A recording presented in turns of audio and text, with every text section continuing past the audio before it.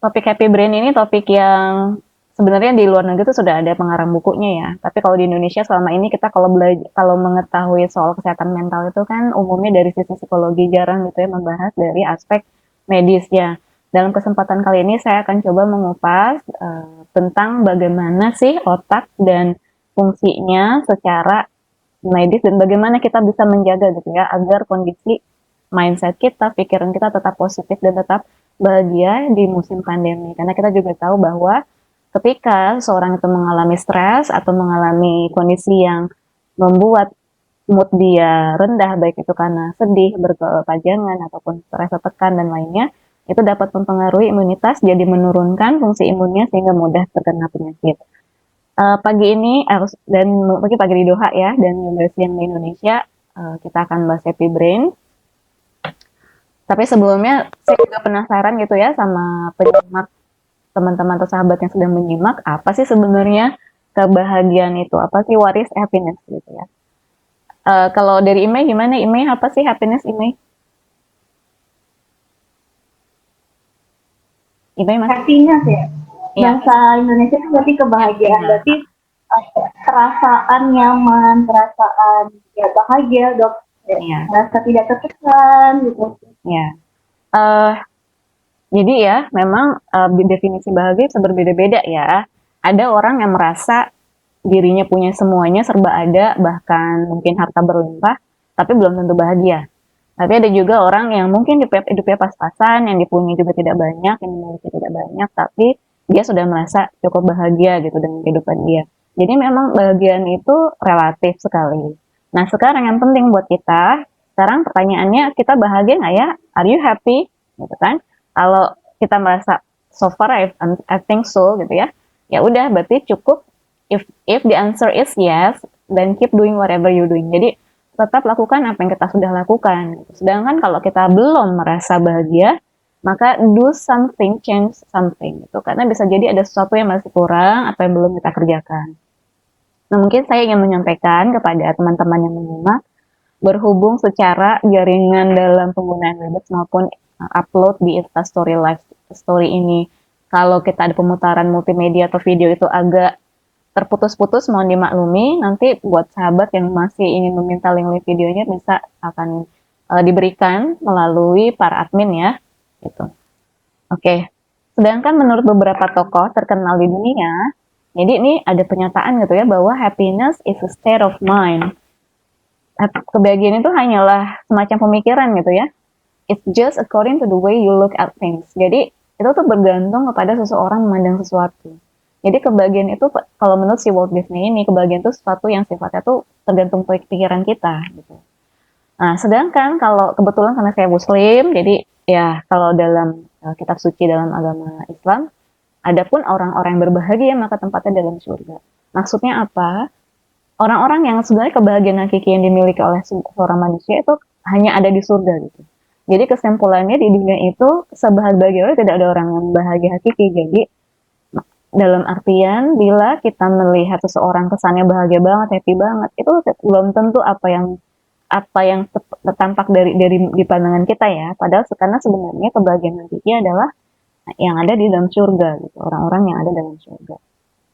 Jadi ketika kita melihat orang lain sepertinya happiness to the fly to the moon gitu. Happy fly to the moon itu bisa jadi benar, bisa juga tidak, dan itu relatif. Kita tidak usah merasa iri misalnya, atau merasa kok aku nggak pernah merasa fly to the moon ya, apakah karena itu membuat aku nggak bahagia gitu ya. Nah, jadi saya akan coba membahas hari ini dengan beberapa topik subjek gitu ya, walaupun memang topik happiness itu luas banget gitu, kan ada happiness and well-being gitu ya, mental health and well-being itu sangat luas. Teman-teman di psikologi juga mungkin lebih paham gitu, tapi ini kita akan membahas bagaimana sih yang bisa kita lakukan dari sudut pandang kesehatan medis gitu ya.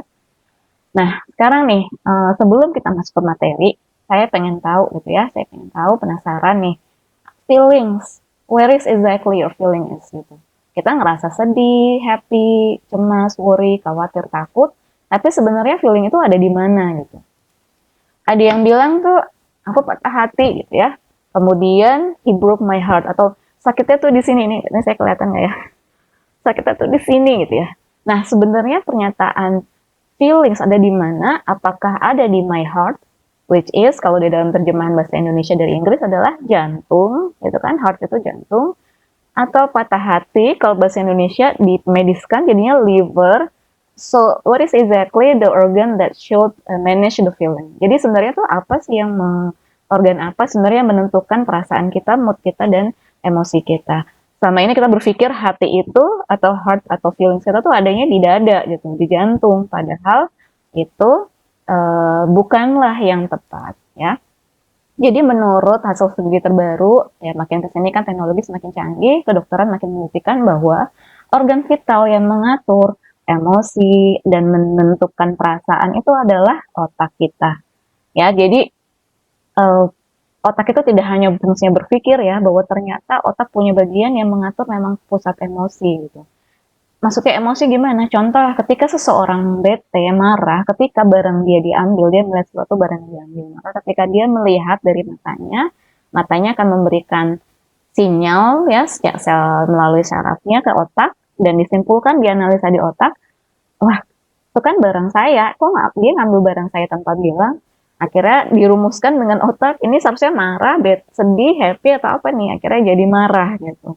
Jadi sebenarnya yang mengatur emosi kita adalah otak, bukan jantung atau hati yang di dada ini gitu ya. Nah, terus fungsi otak apa saja? Apakah seperti ini ya? Ini lucu-lucuan aja gitu ya, bahwa ternyata otak untuk wanita itu kalau berdasarkan uh, teori yang lucu gitu, teori yang kurang seriusnya, bahwa ternyata kemampuan virus otak yang mengurusi kemampuan linguistik atau bicara wanita itu lebih besar dari kemampuan atau bagian otak yang mengurusi pendengarannya. Jadi perempuan tuh cenderung banyak bicara dan sedikit mendengarkan. Dan bagian yang belanja-belanja ini besar banget gitu ya, dan ya mungkin para wanita di sana yang mendengarkan materi ini akan mengangguk-angguk dan tersenyum. Nah, kita lihat dulu ya bahwa ternyata anatomi otak kita itu kalau dibagi berdasarkan 3 bagian besar ya, terdiri dari reptilian brain, itu adalah bagian yang insting kehidupan ya, sama seperti misal pada hewan dia punya defense mechanism kapan dia lapar, dia butuh atau dia ketika dia diserang musuh dan sebagainya. Nah, ada juga bagian otak nih, cortex di atas ini yang mengatur pemikiran atau gerak, analisa berpikir dan sebagainya. Dan bagian tengah ini adalah limbik ya, sistem limbik yang tata dia berfungsi untuk mengatur pusat emosi. Oke, jadi kembali ya bahwa ternyata kalau kita bahas lagi, kalau tadi bagian otak kan ada bagian neokortex dan ada bagian yang limbik. Nah, karena hari ini kita akan bahas tentang happy brain, maka kita akan fokus ke bagian yang mengatur pusat emosi, yaitu sistem limbik kita. Ini adalah bagian, mungkin kalau teman-teman bisa melihat kursor mouse saya, ini adalah bagian yang mengatur sistem limbik ya, ada wilayah-wilayahnya, dan ternyata masing-masing memiliki fungsi bagaimana ada yang mengatur tentang pusat memori pembelajaran, tapi juga ketika terjadi depresi, maka hipokampus ini berperan besar. Kemudian ada hipotalamus yang mengatur respon stres maupun kecemasan, dan juga ada yang lain.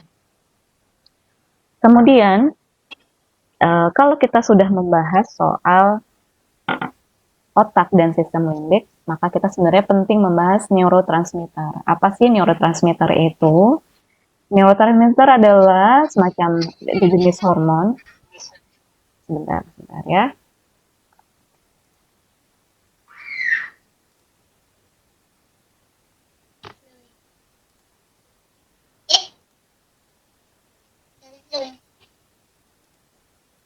Oke, oke kita lanjut.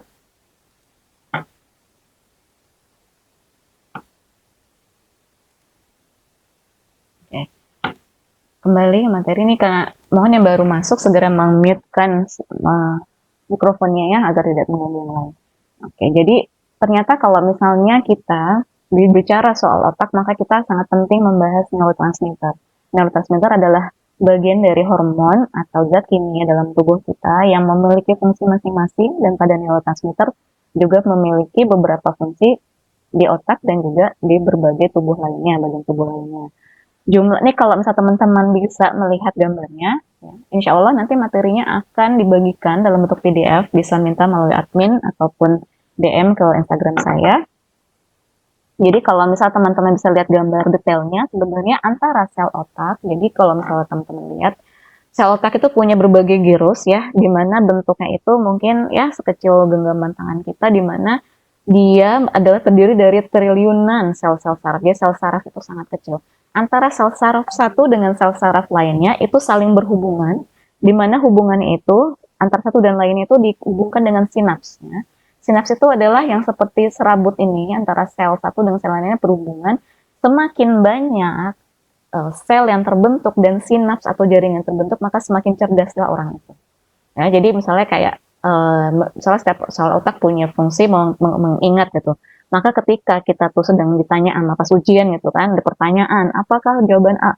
Maka ketika kita melihat, kita tuh itu kan halaman yang kesekian yang saya baca, itu otak kita sebenarnya sedang sinyalnya sedang mencari dari semua tiap sel mana nih, memori mana nih yang meng, kita yang pernah melihat visual halaman tersebut gitu ya. Jadi misalnya contoh kalau kita tuh mau nyari search file di dalam PC kita atau dalam handphone kita, dia kan loading dulu tuh search. Nah, itu sebenarnya terjadi dalam otak kita dalam waktu yang sangat-sangat super cepat, bisa 0,00 sekian detik gitu ya.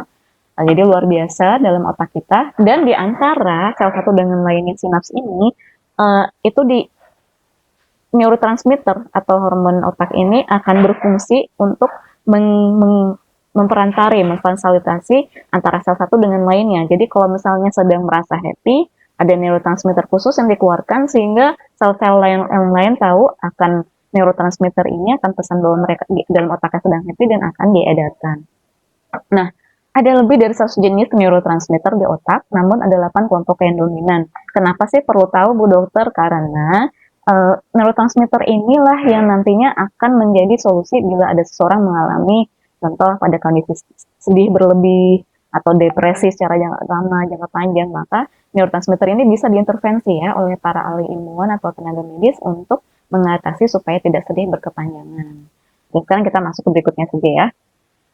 Oke, jadi ternyata dalam proses penganalisaan atau kerja neurotransmitter ini, neurotransmitter tuh punya pathways atau jalur gitu. Jadi dari sistem limbik di tengah, dia akan menyebar ke seluruh girus otak gitu ya, ke seluruh korteks dan lainnya. Itulah yang menyebabkan ketika seseorang tuh merasa bahagia ataupun merasa sedih, itu dia terrefleksikan ya, terrefleksikan.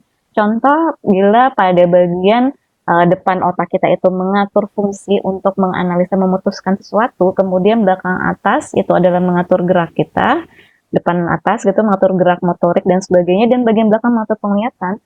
Maka ketika seorang itu merasa sedih saat itu dengan neurotransmitter yang memiliki dampak atau efek membuat sedih, maka gerak tubuhnya tuh bisa mencerminkan bahwa dia sedang sedih.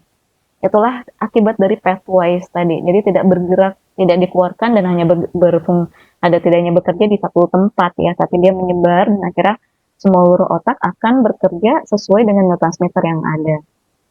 Nah, saya ingin di sini ingin menjelaskan bahwa ternyata semua emosi yang kita rasakan masing-masing punya komposisi neurotransmitter berbeda-beda. Seperti contoh ya, antara cemas ini ada beberapa jenis neurotransmitter dengan masing-masing punya fungsi, ada khusus ya untuk hormon atau neurotransmitter yang memberikan rasa emosi positif seperti happy, bahagia, tenang, dan lainnya, seperti bangga, ceria. Nah, begitu juga ada juga yang menghasilkan negatif seperti cemas, takut, sedih, blues, jengkel, dan lain-lain, atau apatis atau merasa atau bosan dan lain-lainnya. Nah, ternyata setiap emosi itu punya komposisi kombinasi neurotransmitter berbeda-beda. Contoh antara semangat dengan bahagia dengan euforia itu ternyata punya komposisi dari neurotransmitter yang berbeda. Seperti semangat ini terdiri dari adrenalin dan juga fenilethylamine. Kemudian marah itu full dari noradrenalin atau vasopressin, di mana terkadang bisa mengakibatkan neurotransmitter itu juga bagian dari hormon yang dapat mengakibatkan efek terhadap organ kita lain di luar otak. Sehingga pada kondisi marah misalnya, akan menghasilkan neurotransmitter, noradrenalin yang mengakibatkan melebarnya pembuluh darah. Jadi orang yang marah tuh mukanya merah, kemudian pembuluh darah dia akan naik, berdebar atau berdenyut lebih cepat, dan kemudian akan terlihat gitu misalnya entah berkeringat dan sebagainya. Begitu juga dengan orang yang mengalami cemas atau ketakutan, itu ada dampak secara fisik pada organ lainnya. Nah, Ada banyak sekali fungsi neurotransmitter ya, tapi yang paling penting adalah bila ternyata neurotransmitter itu mengalami gangguan atau kelainan pada jumlah seperti pada kasus depresi, ternyata jumlah dari neurotransmitter bahagianya sedikit sekali gitu. Yang banyak yang negatifnya. Dan beberapa kondisi penyakit seperti pada schizofren yang ternyata dopaminnya ini berlebih, berlebih gitu ya. Belum juga depresi yang ternyata kadang dia tidak seimbang antara neurotransmitter yang positif dan lainnya.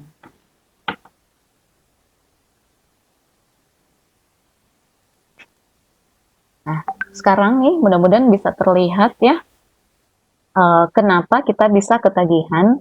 Kita lihat bahwa sebenarnya reward pathways ini atau ada kondisi di mana ketika seseorang itu mendapat sebuah hal yang positif atau hal yang menyenangkan, dia akan otak kita akan menghasilkan neurotransmitter positif dan itu akan diedarkan melalui pathways-nya. Yang buruk seperti kurangnya interaksi sosial atau kasih sayang. Para pasien misalnya nggak kecanduan walaupun mereka diberikan zat adiktif untuk meredakan sakit. Karena saat kembali ke rumah mereka, mereka bisa berkumpul dengan orang tersayang. Candu apapun jenisnya tetap aja nggak baik kalau sampai bikin kita lupa diri. Tapi buat apa kecanduan kalau ada berbagai macam hal positif yang bisa kita lakukan supaya kita tetap happy tanpa ketergantungan apapun. Dan seperti biasa, terima kasih.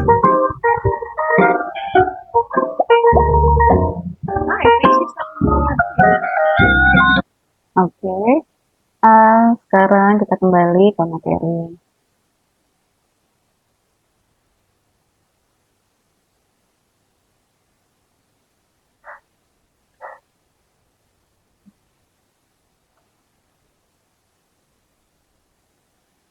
Ini mohon maaf karena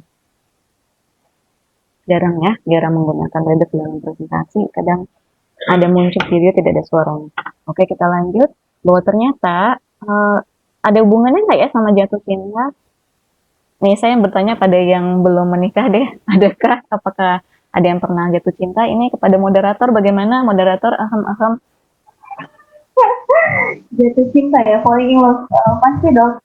Apalagi ya masa-masa ini ya. Oke, ya jadi ternyata ya saat kita jatuh cinta itu sebenarnya ada beberapa neurotransmitter yang bekerja di otak kita gitu. Ya, ini adalah hormon cinta ya, ada yang bilang seperti itu, tapi kita nanti akan bahas ada hormon cinta, ada hormon kasih sayang dan sebagainya. Jadi ternyata hormon cinta yang muncul gitu ya atau neurotransmitter yang bekerja saat seorang itu jatuh cinta ada dopamin, norepinefrin, kemudian ada oksitosin dan lain-lain. Ya, ini ada endorfin. Jadi beberapa kondisi di mana seseorang itu sedang jatuh cinta itu bahkan karena endorfinnya dikeluarkan oleh otaknya di melalui pathways-nya, dia juga punya fungsi selain memberikan rasa nyaman tapi juga dapat menghilangkan nyeri alami. Jadi kadang kalau dia sebenarnya lagi sakit gitu ya, lagi sakit, misalnya baru jatuh terus tiba-tiba kita harus ketemu sama orang yang kita cintai gitu ya, rasa sakitnya tuh hilang gitu. Kemudian ada dopamin kan, kalau dopamin itu efeknya ceria, excited, berdebar gitu ya, semangat. Misalnya ya di telepon sama pasangan kita gitu waktu awal-awal ketemu misalnya. Kemudian deg-degan kan kalau mau ketemu gitu kan. Nah itu adalah dopamin yang muncul yang menjadi dominan. Nah sekarang pertanyaannya nih, banyak banyak ya ketika seorang itu berumah tangga, apalagi udah punya anak dan sebagainya, ada pertanyaan sempat mampir gitu ya ke saya. Kalau misalnya seorang tuh kalau di awal dulu pas belum masih awal menikah misalnya sering deg-degan, terus suka malu gitu kan ya kalau kalau ditelepon dan sebagainya. Tapi kok kalau udah punya anak dan sebagainya rasa itu hilang. Pertanyaannya, apakah saya masih cinta dengan pasangan saya walaupun saya sudah punya anak dan sebagainya? Nah, jadi kita perlu mendefinisikan rasa cinta karena sebenarnya berdasarkan komposisi neurotransmitter yang bekerja di otak saat seseorang itu jatuh cinta itu tuh nggak cuma satu jenis, tapi ada banyak. Dan ada namanya yang disebut dengan hormon serotonin, yaitu adalah hormon ketenangan. Kalau saya nyebutnya nih, karena saya muslim, saya nyebutnya hormon sakinah gitu. Jadi kalau ada orang yang bilang keluarga sakinah mawadah warahmah tuh maksudnya tuh walaupun dia sudah lama, dia tetap cinta, tapi cintanya tuh berbeda sama cinta yang menggebu-gebu di awal gitu ya. Cinta yang menggebu-gebu saat masih muda misalnya, itu setelah dopamin yang dominan. Tapi ketika seseorang dengan interaksi dengan pasangan hidupnya, punya anak melalui suka duka bersama, itu otak akan menghasilkan suatu neurotransmitter yang disebut dengan serotonin, di mana bila serotonin ini tinggi, dia akan merasa tenang. Dan itu yang sebenarnya bahagia itu sebenarnya dominan oleh serotonin ini. Jadi ketika seorang tuh masa bahagia, dia tidak terganggu oleh ada hal yang tadi dia dapat berita apa, tapi karena well-being-nya dia oke, dia sangat bahagia dengan diri dia tidak merasa stres gitu dengan perubahan-perubahan yang mungkin saja dia butuh adaptasi dan lainnya, misalnya pindah kerja atau ternyata nilainya jelek, tapi karena serotoninnya dia levelnya bagus, itu nggak masalah buat dia tidak membuat dia menjadi bunuh diri atau menjadi dia langsung depresi, enggak. Nah, bagaimana meningkatkan serotonin ini yang penting. Jadi kenapa sih kita perlu tahu gitu ya? Karena ternyata serotonin itu dihasilkan maksimal saat sepertiga malam terakhir. Jadi ada beberapa penelitian, salah satu penelitian dari Surabaya, ketika seorang guru besar dari satu universitas negeri ya di Jawa Timur itu mengadakan penelitian terhadap beberapa santri ya di pesantren. Mereka diberikan instruksi untuk sholat tahajud setiap malam. Setelah 2 bulan dievaluasi, ternyata yang tersisa dari berapa ratus itu hanya berapa belas orang gitu ya, 19 orang kalau nggak salah. 19 orang yang masih rutin melakukan istiqomah gitu ya, melakukan sholat tahajud. Ternyata ketika diperiksa, dibandingkan dengan mereka yang tidak rutin sholat tahajud gitu, karena kalau sholat tahajud itu bangun sepertiga malam ya, dan melakukan semacam meditasi karena dia bercoba berdialog dengan penciptanya gitu. Jadi ternyata serotoninnya cukup tinggi gitu pada orang-orang yang sering bangun sepertiga malam gitu. Nah, itulah yang muncul di sebuah rumah tangga yang sudah berjalan lama gitu. Jadi kalau misalnya ada seorang suami yang merasa kok ketemu istri biasa aja nggak berdebat, tapi pertanyaannya ketemu istri atau ketemu suami tenang nggak gitu. Itulah hormon serotonin yang dihasilkan dan itulah yang disebut dengan sakit. Gitu. Jadi dia nggak mencari yang lain karena dia sudah tenang. Kemudian ada lagi hormon kasih sayang, yaitu hormon oksitosin. Hormon oksitosin ini adalah hormon antara orang tua dan anak. Jadi kalau sebenarnya kita tuh cinta sama seseorang, sebenarnya cinta itu relatif ya, nggak harus ke pasangan kalau jenis gitu. Jadi hormon oksitosin ini pada wanita akan dihasilkan dan semakin banyak bila dia melahirkan dan punya anak. Jadi saat dia menggendong, menyusui itu sebenarnya ada otak itu menghasilkan hormon oksitosin yang membuat seorang wanita yang sudah punya banyak anak dengan yang belum punya banyak anak keibuannya berbeda. Jadi ada mungkin insting keibuan dan sebagainya lah. Dan begitu juga laki-laki. Laki-laki yang memiliki semakin banyak anak, hormon oksitosin dia akan meningkat walaupun tidak setinggi perempuan. Jadi hormon oksitosin ini banyak dikenal di luar negeri itu dengan love hormone karena mereka tuh love hormone mereka tuh dalam artian kasih sayang, gitu ya. Nah, hormon kasih sayang ini didapatkan dengan sentuhan terhadap anak dan lain-lain, sehingga penting ya untuk makanya kenapa di luar negeri itu misalnya oksitosin itu jadi perendah ya, nggak mau pada punya anak ketika mereka dewasa karena dari pola pengasuhan pun minim interaksi kulit sentuhan antara orang tua dan anak karena mereka terbiasa mandiri dan individualis ya. Nah, ini saya coba setelkan ini oke, saya coba setel ya.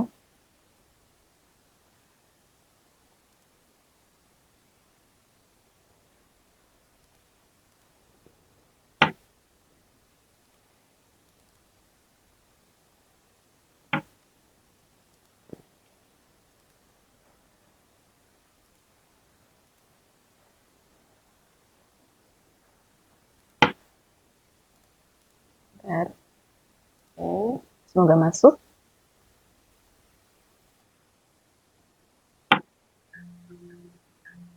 When we hear the word emotion, most of us think of love, hate, happiness, or fear.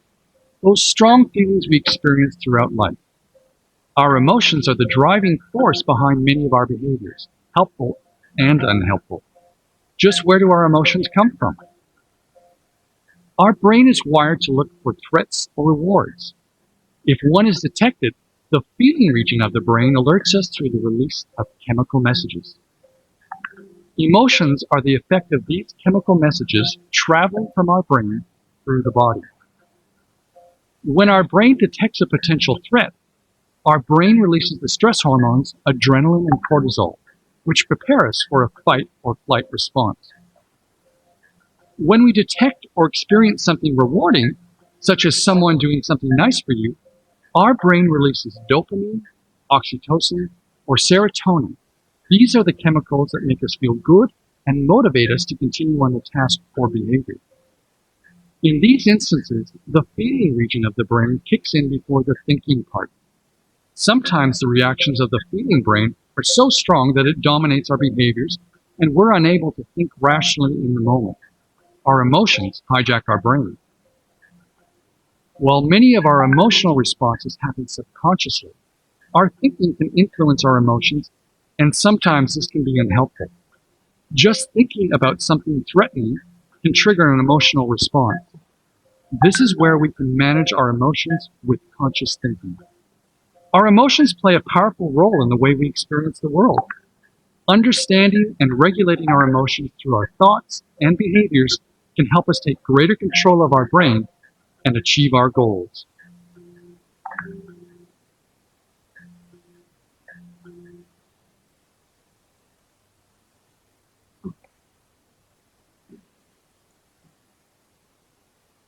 Dan sebentar, ini ada yang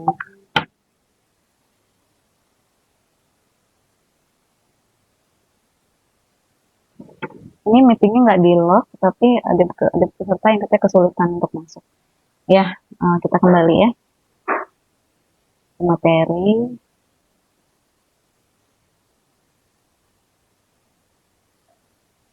Jadi bahwa ternyata kenapa ya kita memerlukan neurotransmitter itu? Kadang kalau dipikir-pikir ada berapa ratus lebih dari neurotransmitter, ternyata masing-masing punya fungsi ya, dan kita perlu tahu itu. Contoh kalau dari video tadi disampaikan, dinyatakan bahwa ada neurotransmitter atau hormon yang di otak yang bisa membuat kita tuh merasa deg-degan saat kita tuh mau show atau perform atau tampil ya, atau dibilang istilahnya demam panggung gitu. Jadi hormon itu tetap perlu ya, tetapi ternyata bila kita menganalisa bahwa semua itu dihasilkan oleh otak, kita bisa meyakinkan otak kita, pemikiran kita, oke, aku bisa mempersiapkan materi aku nyiapin, saya menyiapkan, kemudian saya mempersiapkan pertanyaan dan jawaban dari pertanyaan yang akan muncul, maka kita akan membuat mindset di pikiran kita, aku lebih tenang karena aku udah siap. Jadi ada level di mana tenangnya muncul dan cemasnya masih ada, dan cemas itu tetap perlu supaya kita tidak santai ketika melakukan sebuah pertunjukan ataupun ujian, sidang, ataupun bicara depan umum gitu ya. Jadi semua neurotransmitter itu punya fungsi. Dan bermasalah bila ternyata kondisinya itu sampai mengganggu. Salah satunya adalah bila dapat mengakibatkan gangguan yang menyebabkan mentalnya terganggu secara psikis, atau karena dia psikisnya sakit atau pikirannya yang bermasalah, tubuhnya jadi sakit. Karena ternyata antara emosi yang kita rasakan, dan emosi itu mengakibatkan otak kita melakukan neurotransmitter khusus mengimbas kepada organ-organ tubuh kita, maka dapat mengakibatkan penyakit-penyakit tertentu. Saya ingin menunjukkan bahwa ketika ada seorang yang sakit nih, terus dia berusaha gitu ya, ikhtiar, bukan hanya ada pengobatan medis, tapi dia juga berdoa gitu ya, berdoa kepada pencipta, bagaimana dia memasrahkan dirinya gitu ya, dan ternyata pulang dari ibadah tersebut sembuh gitu. Walaupun mungkin secara teori dalam medis itu agak sulit diterima gitu ya, tapi ternyata memang ada hubungannya erat antara pola emosi kita, pikiran kita dengan tubuh kita. Dan bahkan dari beberapa studi ya yang dianalisa, yang sudah diklaim oleh beberapa asosiasi psikiatri misalnya, atau psikologi, bahwa kemarahan itu terbukti akan mengakibatkan beberapa penyakit seperti hipertensi dan penyakit jantung. Lalu bila marahnya tuh dipendam ya, itu akan mengakibatkan sakit kepala, tension, jadi kayak semacam hipertensi yang diakibatkan oleh tekanan di otot-otot dan pembuluh darah leher. Kemudian ada juga migrain, ada juga nyeri punggung dan nyeri belakang ya, baik pinggang belakang yang kronik, atau nyeri pada tubuh-tubuh kita, fibromialgia. Ada juga yang kalau cemas itu dia larinya ke gangguan pencernaan ya, buang air terus, ke kamar mandi terus, dan konon bila seseorang itu punya penyesalan ya, atau kekecewaan pada seseorang tidak diungkapkan, itu bisa memicu beberapa penyakit autoimun. Ya, jadi itu penting ya kita, supaya kita tahu bagaimana mengatur pola pikir atau pikiran kita gitu, karena ternyata mempengaruhi tubuh kita. Nah, kalau kita berbicara soal neurotransmitter dan otak, itu identik dengan kesehatan mental. Namun saya ingin menekankan bahwa seseorang tuh punya variasi normal ya. Ada yang dia memang pendiam, tapi dia fan-fan aja, itu normal nggak sih dia pendiam apa memang dia depresi? Nggak juga gitu. Jadi setiap orang punya variasi kesehatan mental berbeda-beda.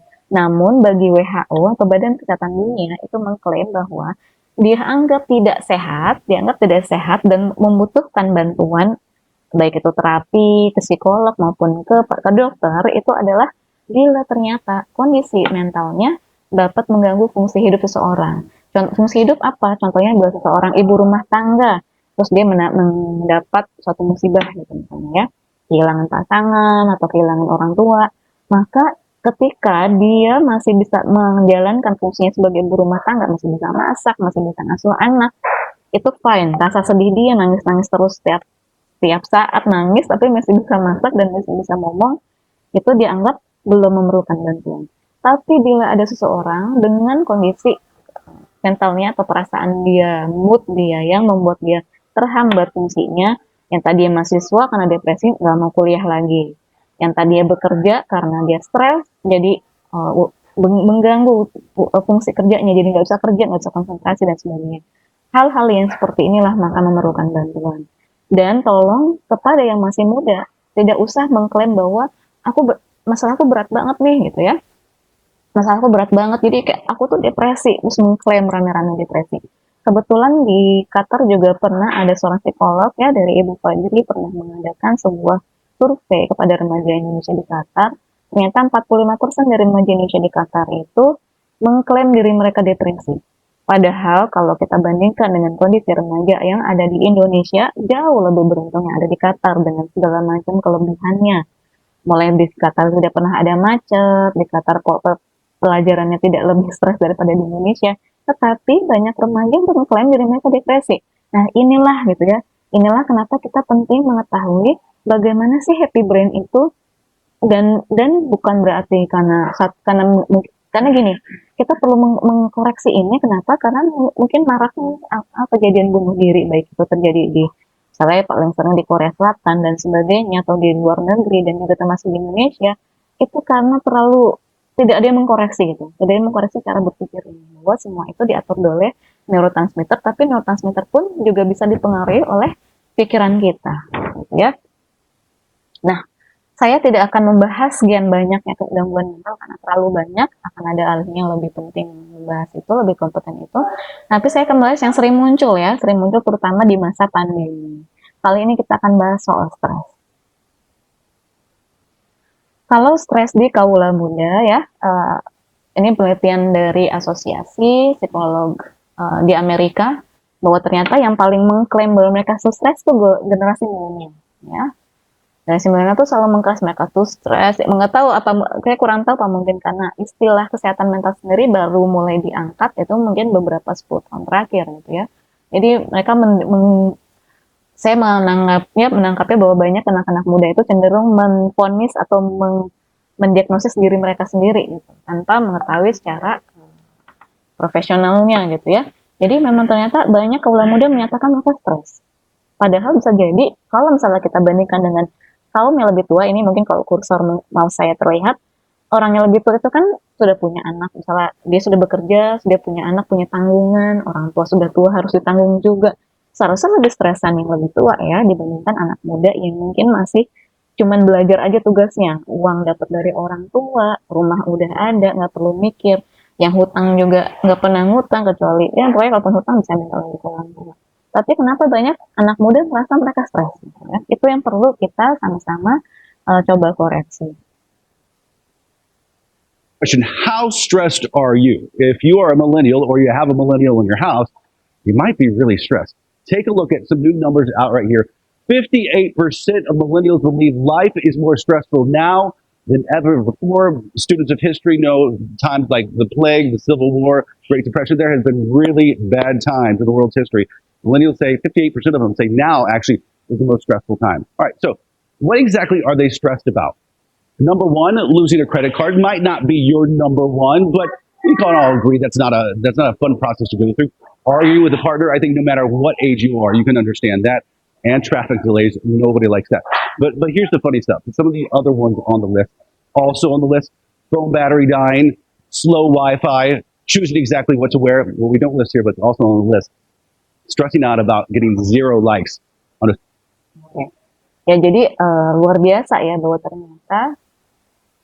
bahwa ternyata remaja-remaja juga termasuk di Indonesia dan saya yakin juga kayak di Indonesia juga sama gitu ya. Bahkan khawatir kalau nggak ada wifi. Jadi kalau nggak ada wifi misalnya mati lampu gitu, wah stresnya tuh paniknya tuh kayak dunia mau runtuh gitu. Atau misalnya bingung kan, aduh nih mau OTD gitu kan, mau OTD ini udah pernah pakai baju ini, jadi stres sendiri gitu. Sesuatu yang mungkin untuk generasi sebelumnya tuh nggak pernah ngalamin. Kemudian yang tadi disebut juga oleh jurnalis tadi di bagian akhir bahwa banyak remaja itu stres akibat khawatir bila postingannya mendapat 0 likes atau tidak ada yang like postingannya.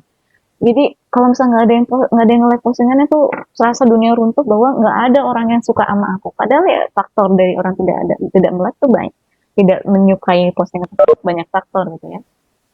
Nah jadi disinilah ya betapa agak ironisnya gitu antara kondisi dengan remaja dengan yang seharusnya gitu. Nah, stres sendiri apa gitu ya? Stres itu adalah sebuah tekanan baik psikologis dan fisik yang kadang itu dibutuhkan ketika manusia itu ada dalam kondisi berbahaya. Ya, contohnya kayak sekarang dalam masa pandemi corona, kalau kita nggak stres, nggak ada stresnya sedikit, kita akan nyantai, nggak pernah cuci tangan, nggak pernah pakai masker pas keluar gitu ya. Tapi stres ini dibutuhkan. Nah, permasalahannya adalah stres itu saat kondisi kita stres, hormon yang atau neurotransmitter yang dihasilkan otak ada 2 yang lebih optimal atau dominan, yaitu adalah adrenalin dan kortisol.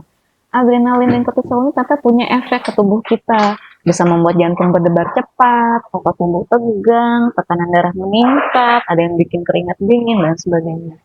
Bila terjadi stres ini dalam jangka panjang, waktu lama berbulan-bulan atau sampai tahunan, maka akan menghasilkan seseorang dengan gangguan stres dengan gejala gelisah, pemarah, sulit mengendalikan emosi, ditanya dikit apa gitu ya, langsung marah-marah untuk hal yang sebenarnya nggak substansial menimbulkan marah. Kemudian jadi enggan makan atau malah makan berlebih gitu. Dan pada remaja atau pada kaula muda, ya mungkin orang dewasa juga ada tapi sedikit, mereka yang stres ini rentan merokok berlebih gitu ya. Dan juga beralih ke penggunaan narkoba. Kenapa? Karena mereka tidak diajarkan untuk mengelola stres tersebut. Akibatnya apa? Melarikan diri. Padahal ketika mereka melarikan diri bermaksud melupakan stresnya dengan merokok atau mengkonsumsi narkoba, ketika efek dari rokok dan narkoba hilang, maka ya stresnya ada lagi, orang masalahnya ada, kamu nggak nyelesain ya. Jadi pentingnya gitu ya, pentingnya kita untuk mengetahui ini. Dan ketika yang terjadi saat kita stres, otak kita mengeluarkan berbagai neurotransmitter ya, dan ternyata bikin secara stres jangka panjang dapat mengakibatkan gangguan tidur juga. Jadi buat para remaja atau milenial yang suka merasa susah tidur, tolong amati kira-kira apa yang bikin stres. Mungkin tidak disadari, jangan karena gadget kita gitu ya. Gadget kita suka melihat posting-postingan orang lain. Ingat, orang-orang lain itu hanya posting yang bagus-bagus saja, padahal kehidupan dia bisa jadi tidak semooth atau semulus yang kita kira gitu. Juga mengalami dukanya. Misalnya kita melihat ada orang berhasil posting gitu ya, sebenarnya itu dia begadang dilalui dia jongkar balik sana ke sini untuk mencapai puncak suksesnya. Cuman itu kan nggak sempat ke foto gitu. Tapi kita tahunya dia bisa sukses, aku enggak gitu. Karena dia tidak menunjukkan susahnya gitu. Jadi itulah salah satu bahaya dari sosial media ya. Nah, dan munculnya sifat baru yaitu narsisme. Nah, ini saya tidak akan bahas videonya, tapi intinya adalah ketika seorang mengalami stres jangka panjang, jadi para ilmuwan tuh meneliti seekor tikus, beberapa tikus lah. Itu diteliti, ternyata kalau dia stres jangka panjang nih si tikus, neurotransmitter yang dikeluarkan terus-menerus itu akan mempengaruhi si otak. Sehingga otak bagian dari yang seharusnya berfungsi mengelola stres atau menangkal stres, yaitu hipokampus, menjadi mengerut atau atrofi. Akibatnya apa? Kalau mengerut biasanya sel-selnya mati, sel-sel otaknya mati. Jadi akibatnya apa? Fungsi dia sebagai penangkal atau pengendali dan pengelola stres tidak berfungsi juga. Jadi ibaratnya menjadi siklus. Jadi dia stres, bikin organnya jadi mengerut, mengecil, ngeluarin zat yang bikin stres lagi dan stres terus menerus. Jadi perlu ada diputus mata rantainya, gitu ya, untuk mengatasi hal tersebut. Nah, sekarang gimana dong ngatasin stres gitu ya? Jangan-jangan harus begini ya. Ini sebuah meme ya. Snoopy, I'm afraid of corona. Terus and then the Snoopy said, then delete WhatsApp. Delete WhatsApp, delete WhatsApp, and then sebenarnya solusi nggak ya ketika dia matikan WhatsApp, dia malah nggak tahu informasi bahwa sudah harus wajib pakai masker atau tidak boleh mudik sekarang. Ini dia mudik aja karena dia mematikan atau menghilangkan WhatsApp-nya. Nah, ini bukan solusi. Jadi mengatasi stres tidak harus bukanlah dengan berlari atau melupakan masalah tersebut. Oke, boleh melupakan, tapi melupakan sejenak untuk menyelesaikan berikutnya gitu ya. Dan ternyata untuk mengelola stres itu membutuhkan beberapa faktor ya, terkait dengan bagaimana fleksibilitas kepribadian dia. Jadi orang yang kepribadian strict harus itu dia sulit gitu, sulit manage stres. Kenapa? Karena dia terbiasa untuk misalnya pakaian tuh harus licin, lurus, kalau ngerjain PR tuh harus urutannya ABC. Padahal ada waktu-waktu kondisi di mana tidak memungkinkan hal itu bisa dilaksanakan, jadi dia gampang stres. Nah, fleksibilitas kepribadian inilah yang perlu kita asah. Kemudian stress tolerance inilah yang konon menurut para ahli psikologis bahwa itulah yang semakin mengecil kadarnya pada generasi milenial. Jadi kalau orang zaman dulu ya mungkin orang tua saya gitu ya, itu ngalamin susah, ngalamin listrik atau internet nggak ada, kemudian nyari makan susah, semua orang tuh ibaratnya nggak ada handphone, nggak ada barang mewah, nggak ada mobil gitu ya. Jadi untuk makan aja susah. Orang-orang yang terbiasa dengan uh, beberapa masalah gitu ya, dengan berbagai variasinya, itu cenderung memiliki stress tolerance yang lebih tinggi, daya tahannya terhadap sebuah stres. Sedangkan generasi yang mungkin dibesarkan tanpa stres sama sekali, malah ketika dia menemukan sebuah stres baru atau masalah baru, bagi dia itu besar. Nah, padahal inilah yang perlu ditekankan kepada para pemuda nih yang sedang menyimak. Ketika kalian mengalami stres, tolong kalian cari second opinion yang jangan dari generasi kalian, coba gitu sekali. Jadi kalian akan melihat betapa kecilnya masalah kalian gitu. Juga optimisme. Nah, kalau terkait stress tolerance ini, kalau saya pribadi, tips saya itu, saya kalau misalnya ini mungkin out of topic, mudah-mudahan bisa ditiru ya, bahwa enggak ya, silahkan diabaikan, tapi biasanya saya kalau di Instagram, saya isinya bukan cuma follow yang cantik-cantik, yang berhasil sukses gitu ya, tapi saya juga follow orang-orang yang sangat aktif di dunia humanitarian. Jadi biasanya saya tuh kalau saya scroll up di home di Instagram saya tuh nggak cuman melihat artis A atau aktor B atau dokter A dan C D gitu ya yang sukses, tapi saya juga melihat kondisi refugee yang ada di Syria, kondisi refugee yang ada di Yaman, yang masih ada di tempat lain, ada yang para anak-anak di Afrika yang masih kelaparan, dan juga banyaknya angka kemiskinan di Indonesia misalnya. Itu akan membuat dunia kita, walaupun kita lama masuk ke dalam dunia medsos, tidak akan melulu selalu indah gitu. Jadi kita akan melihat ternyata banyak ya yang jauh lebih tidak beruntung dari saya, sehingga masalah kita jadi lebih kecil gitu. Kalau misalnya kita melihat yang selalu tidak punya masalah, kita mendapat masalah yang kecil itu menjadi bagi kita besar karena kita tidak pernah melihat masalah yang jauh lebih besar daripada itu. Itu tips dari saya. Lanjut ya. Jadi saya tidak akan membahas pengolahan stres ini lebih dalam ya, tapi saya akan membahas dari secara medis, biologis, kesehatannya gitu ya. Tapi yang penting adalah memang ternyata kalau memang kita mengetahui ada pemicu stres, ya hindari. Misalnya kita merasa dengan menonton TV berita tuh jadi makin stres, apalagi angkanya naik terus, sementara pause aja gitu. Toh berita itu saking viralnya juga akan nyampe ke kita tanpa kita mengikuti gitu ya. Minimal kita tahu kewaspadaan, tapi kalau emang kita merasa semakin stres, maka dihindari dan dibatasi. Oke, nah perlu nggak curhat kalau kelola stres? Ya kira-kira ya perlu nggak ya? Jangan sampai seperti ini ya.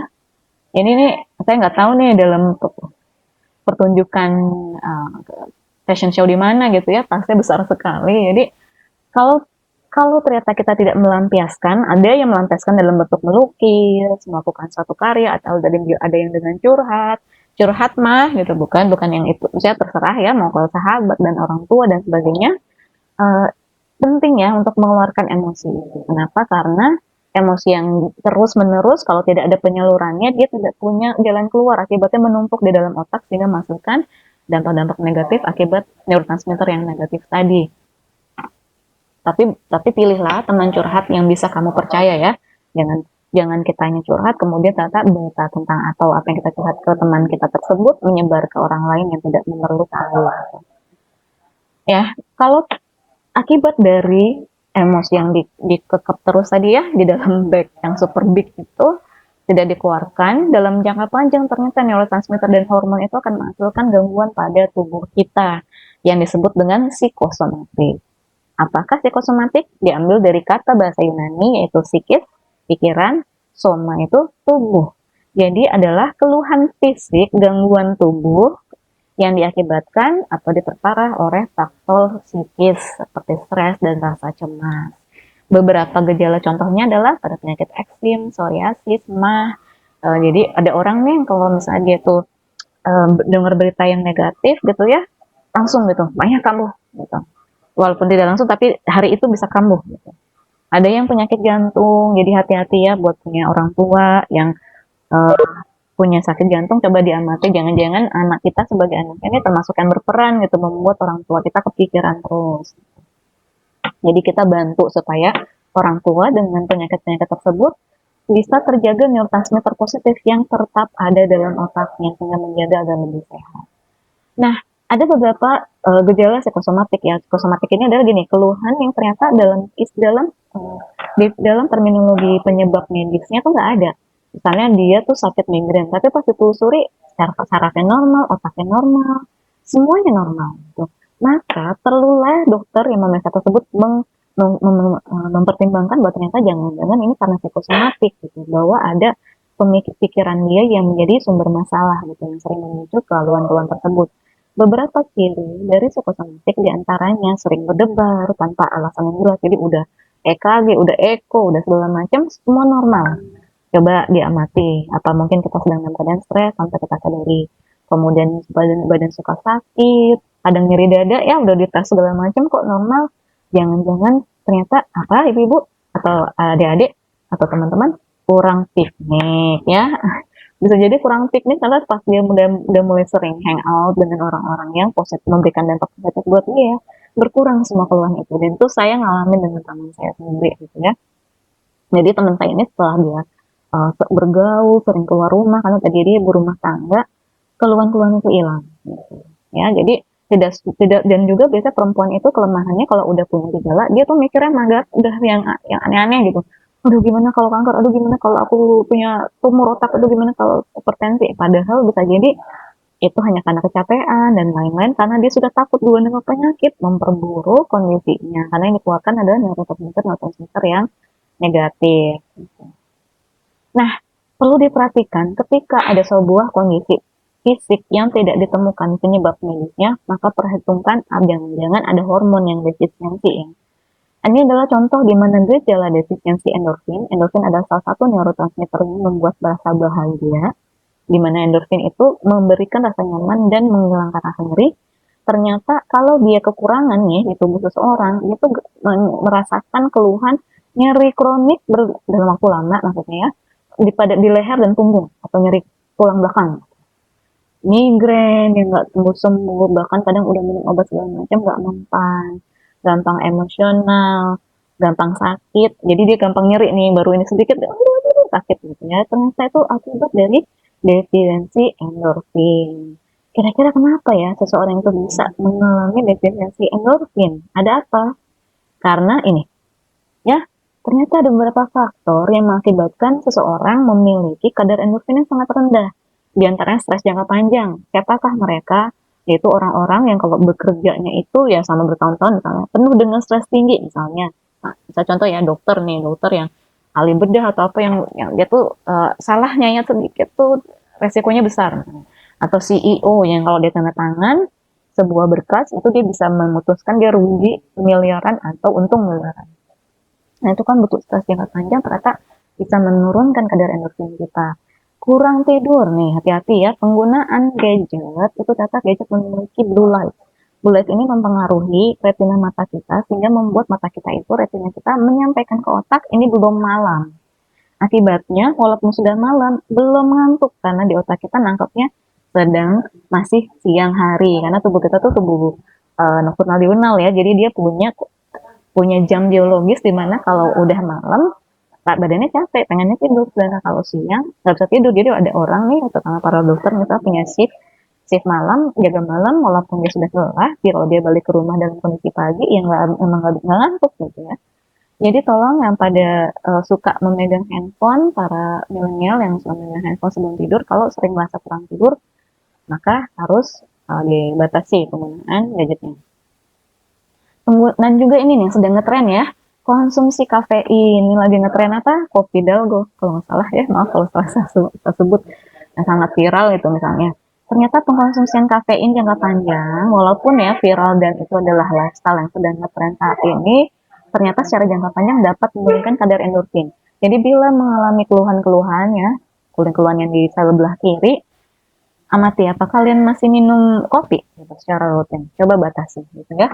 Batasi karena kafein sendiri secara jangka panjang juga tidak menimbulkan, tidak selalu menghasilkan dampak yang positif pada tubuh. Jadi dibatasi.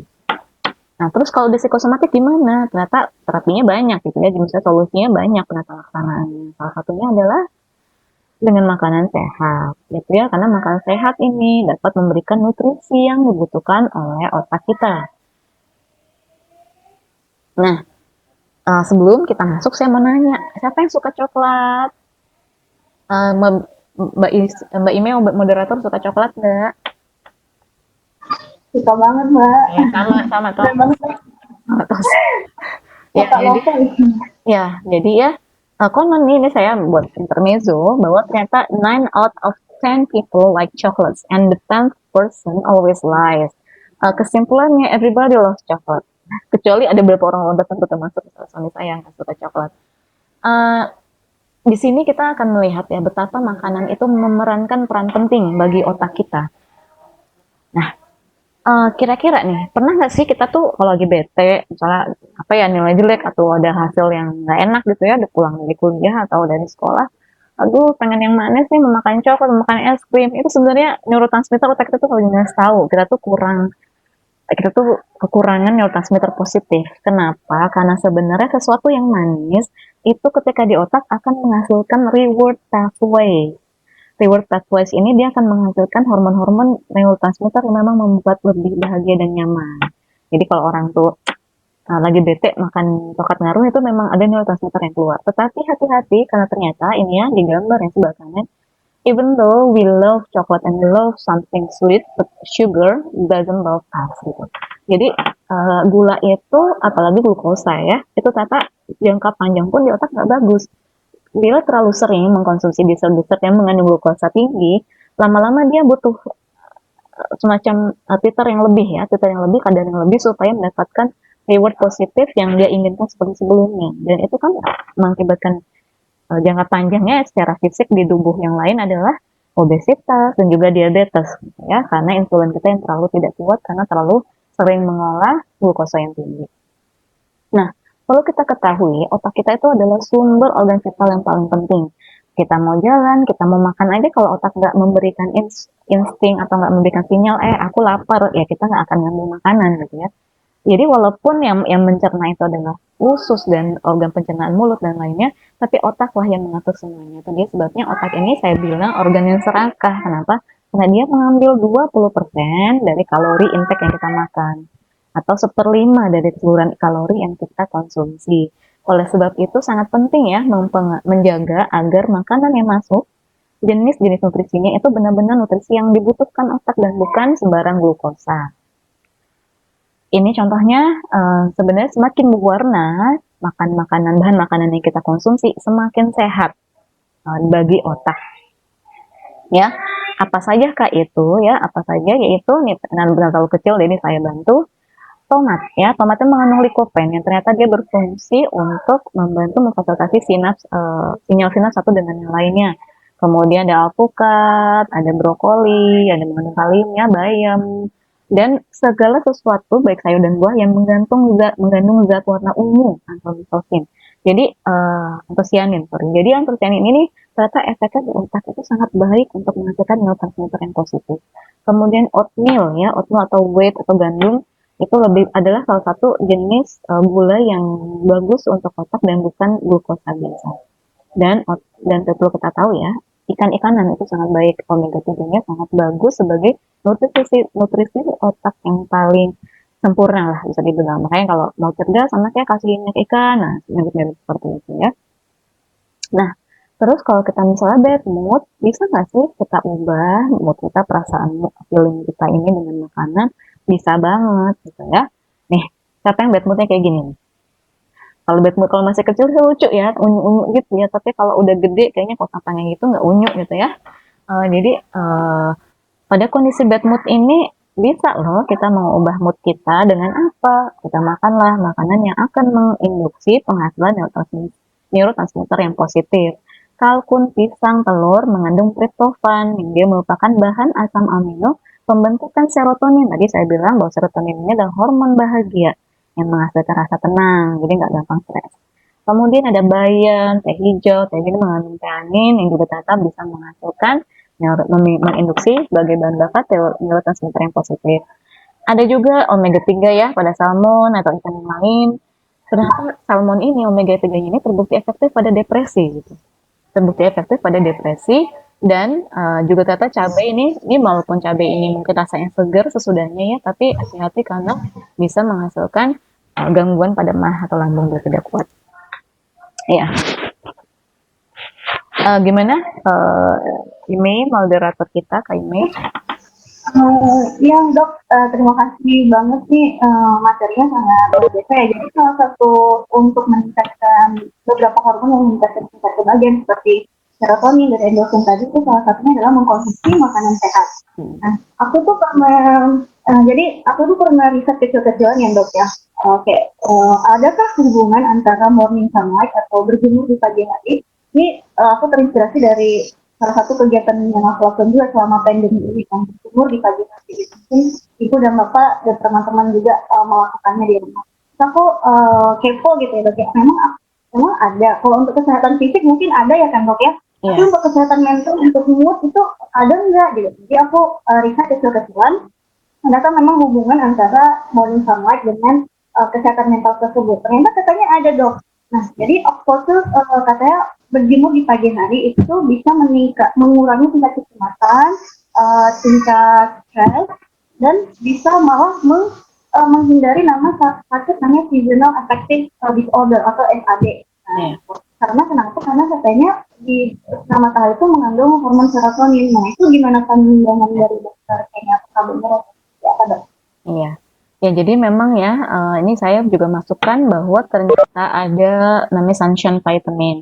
Sunshine vitamin ini bahwa ternyata ketika sinar matahari dengan ultraviolet B itu diolah oleh kulit kita, ya, kemudian diolah juga dalam tubuh liver, ginjal, akhirnya menghasilkan vitamin D aktif, dan juga dari bahan makanan, ternyata terbukti bahwa dalam sebuah penelitian dari Journal of Medicine pada tahun 2008, mereka yang kadar vitamin D-nya rendah di darah memiliki tingkat depresi lebih tinggi dibandingkan dengan mereka dengan kadar vitamin D dalam darahnya yang cukup normal gitu ya. Bahwa ternyata khasiat di otaknya itu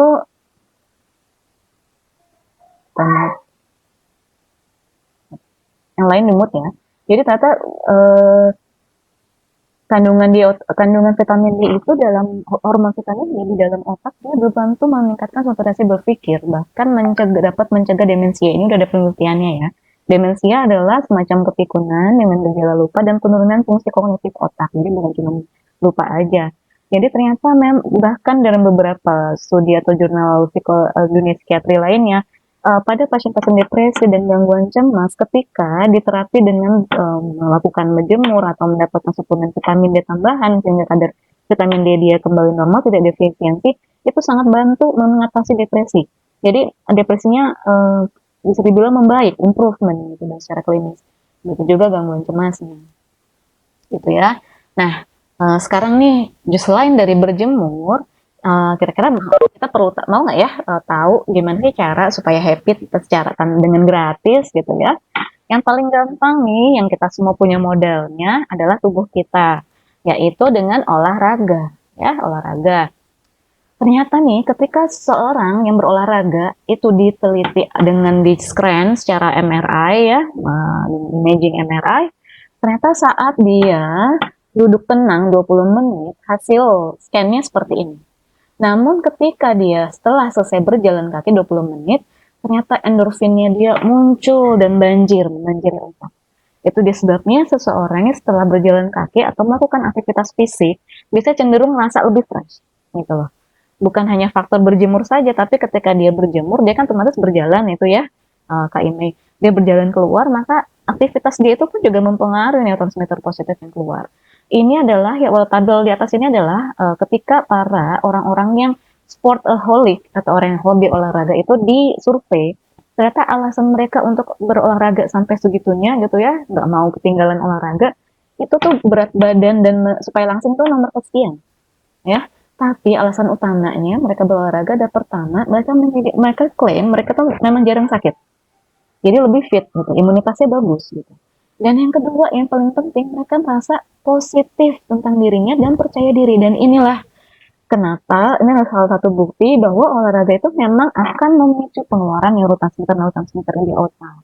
Itu sebabnya ya bagus banget kalau kita lagi puasa, kan nggak ada glukosa masuk ya, nggak ada gula yang masuk, nggak ada kalori masuk, aturan lemes nih, tapi kita masih diwajibin sholat.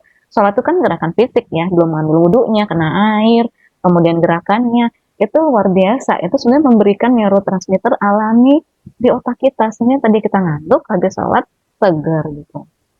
Nah, jadi ternyata manfaat olahraga buat tubuh ini luar biasa nih. Ini mungkin ada yang familiar ya dengan gambar ini. Kalau misalnya lagi olahraga di depan kaca gitu ya, pakai ikat kepala, mirip-mirip lah ya yang di tengah ini.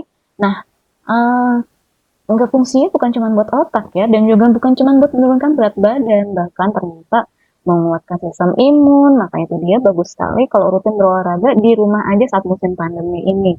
Kenapa? Karena memang jadi meningkatkan kualitas ya, kualitas imun kita. Kemudian yang merasa sering susah tidur, coba olahraga. Terkadang ya orang-orang yang depresi, orang-orang yang mengalami gangguan cemas dan faktor tertentu stres, itu sering merasa susah tidur dan insomnia. Cobalah untuk olahraga, dijamin. Karena ini hasil penelitian ya, data yang saya tampilkan hasil penelitian, terbukti orang yang rutin berolahraga itu tidur lebih nyenyak. Menyehatkan jantung, menguatkan tulang ya, bahkan si Tororo ini namanya ya, itu dia aja hobi olahraga. Gitu. Nah, bagaimana manfaat olahraga bagi psikis, bagi jiwa kita? Luar biasa banyak. Pertama ya, memberikan hubungan yang positif, apalagi kalau olahraga itu barengan. Cuman kalau di musim pandemi ini ya udahlah olahraga sendiri dulu. Tapi pada pasien dengan depresi dan gangguan cemas, ternyata olahraga 3 sampai 5 kali seminggu dapat mengurangi gejala depresi signifikan. Bahkan pada gangguan cemas terbukti mengurangi relapse gitu. Jadi buat mereka nih milenial yang masa aku tuh sedang depresi, coba olahraga minimal 3 kali seminggu deh. Terus amati dalam setelah 3 kali seminggu gimana rasanya. Masih nggak ngerasa terus-terusan aku tidak berharga dan lain-lain gitu. Coba diamati, dan kalau para milenial merasa ada yang merasa sedang aku kayaknya bete dan sering galau, cobalah kalian berolahraga. Nah, kenapa begitu? Karena ternyata otak kita suka banget olahraga. Saat olahraga, otak kita menghasilkan neurotransmitter dan zat-zat yang menghasilkan dampak positif bagi otak, seperti endorfin itu keluar. Endorfin itu fungsinya meredakan nyeri. Kemudian serotonin, dia merangsang mood yang positif ya, bikin tenang, nyaman, dan sebagainya. Dan dopamin, bahkan orang yang berolahraga itu, kenapa bule-bule kalau kita perhatiin ya, mereka pasti selalu olahraga itu sebelum mengantor. Kenapa? Karena ternyata setelah olahraga, otak akan mengeluarkan dopamin yang dapat meningkatkan kualitas dalam berkonsentrasi. Jadi kerjanya tuh kan lebih fokus gitu. Jadi kita jangan mikir, lo nggak capek ya habis olahraga bukannya ngantuk. Enggak, itu olahraga ngantuk karena kitanya nggak teratur. Kita nggak rutin. Sedangkan olahraga rutin itu neurotransmitter positif yang bekerja itu akan luar biasa. Nah, terus gimana supaya pengen rutin? Sedikit-sedikit aja, itu lebih baik ya.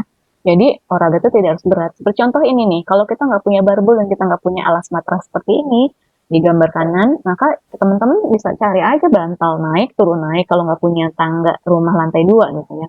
Kalau punya ya tinggal turun naik tangga, itu juga sudah cukup baik untuk olahraga ringan di musim pandemi dalam saat puasa. Nah, pilihlah kalau misalnya mau pengen rutin, bikinlah, carilah komunitas yang kita tuh punya temen. Jadi ada yang ngingetin kalau kita lagi males dan sebagainya. Kalau mau tahu olahraga yang sederhana juga bisa ya, nggak harus ke gym dan lainnya, atau nggak harus punya treadmill. Cukup dengan 25 menit jalan kaki, dengan 5 menit pemanasan, 30 detik berjalan cepat, 1 menit berjalan ringan, dan 5 menit cooling down gitu. Kemudian diulang terus-menerus selama 10 kali. Jadi untuk menjadi sehat tidak harus keluar uang dan tidak perlu mahal gitu ya. Nah, terus bagaimana dosisnya? Minimal 20-30 menit sehari gitu. Untuk mereka yang tidak terbiasa berolahraga rutin tidak perlu lama, misalnya lebih semangatnya sampai berjam-jam di hari itu, habis itu nggak lagi. Itu malah membuat imunitas kita bisa malah drop gitu. Jadi kalau mau imunitasnya boost imun kita dan juga mood kita, maka berolahraga dalam kondisi dalam dosis yang ringan tapi sering.